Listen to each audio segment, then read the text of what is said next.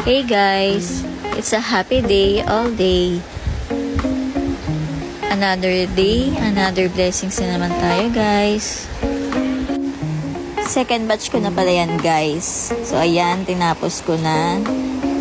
Hinabol ko na yung mga humabol sa mga order. So ayan, ipe-prepare ko na lang siya. Thank you pala sa mga umorder. Hindi ko na kayo ma-mention sa dami nyo. So, thank you so much. Malaking tulong po sa amin.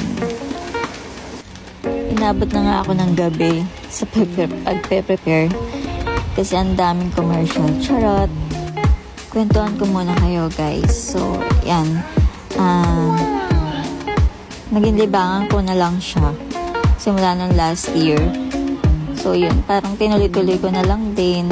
Hanggang sa, ayun, nagustuhan ng mga nag-order sa akin, yung ibang tao. Gustuhan nila yung lasa ng pastillas ko. Kasi sobrang creamy niya talaga. So, abangan nyo na lang yung next vlog ko. Iba-vlog ko siya kung paano ko talaga siya ginagawa yung pastillas. Pero, syempre, hindi ko sasabihin yung secret recipe ko. Nung bata pa kami, yung nanay ko meron talaga kaming sari-sari store sa bahay.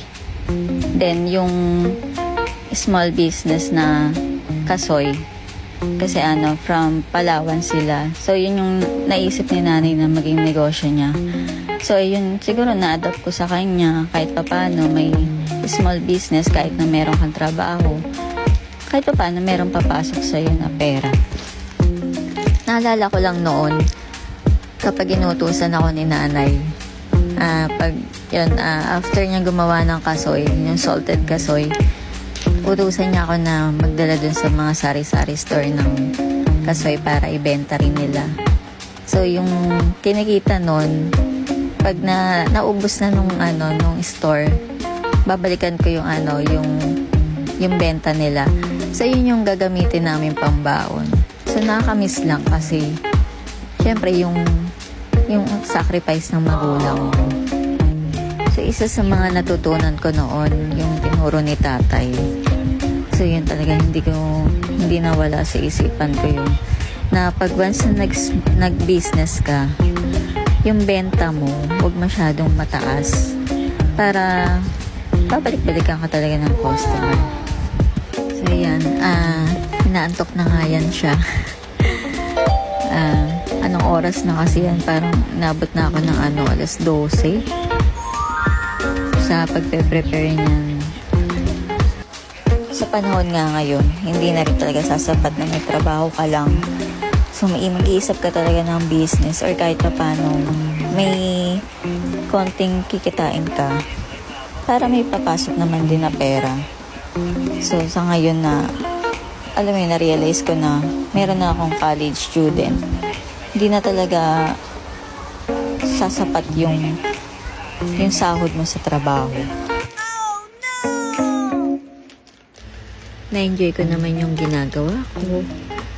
Yan, lalo na sa pagre-repack, sa paglalagay ng sticker. So, lahat yan na ako yung gumagawa. So, may time lang na nagpapatulong ako sa mind ko kapag sobrang dami na talaga ng order sa akin. Wow! So, hindi naman mawawala yung mga pagsubok sa buhay natin. Marami talaga tayong pagdadaanan, lalo na kapag malapit tayo kay Lord. So, yun, kapit lang tayo. Yan, tapos na ako mag-repack. Yan na yung mga nagawa ko for the second batch.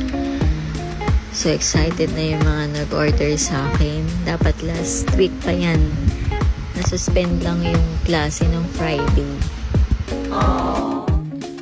So, sa mga gusto mag-order dyan, PM nyo lang ako para magawan ko kayo ng masarap na creamy pastillas. Homemade ko yan. So, ito yung first batch ko. Nabawasan na yan kasi may order sa kapatid ko dun sa mga katrabaho niya sa bangko. So, nakakataba lang ng puso. Share ko lang din to sa inyo guys.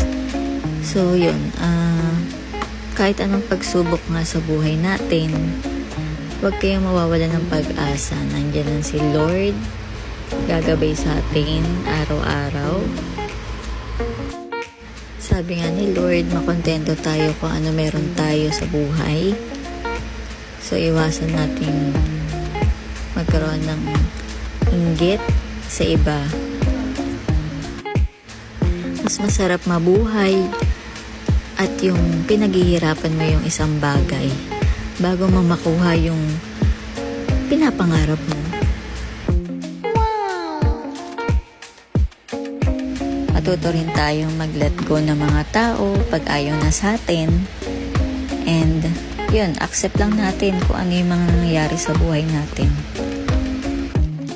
Masarap kaya mabuhay kapag may peace of mind ka and malaya ka sa mga gusto mong marating. Huwag ka rin matakot magkamali sa buhay kasi yan yung magiging strength mo. Yan yung magpapatatag sa'yo. So, tiwala lang sa sarili. Naging inspirasyon ko talaga sa buhay ang mga magulang ko. Sila nanay at tatay kasi nakita ko talaga yung sakripisyo nila sa aming magkakapatid. Lahat kami, nakagraduate kami ng college. Tinaguyod kami talaga ng mga magulang namin. Kahit alam mo yung nag-iisa lang yung nagtatrabaho sa kanilang dalawa. Wow! So excited na ako i-deliver yan sa inyo. So see you next week. And ingat kayo palagi. Just stay safe. Just relax. So yan, ikalma lang ang ating sarili. Keep pray. Huwag makakalimot kay Lord sa lahat ng mga ginagawa natin araw-araw. Lalo na kapag gigising tayo sa umaga. Magti-thank you tayo agad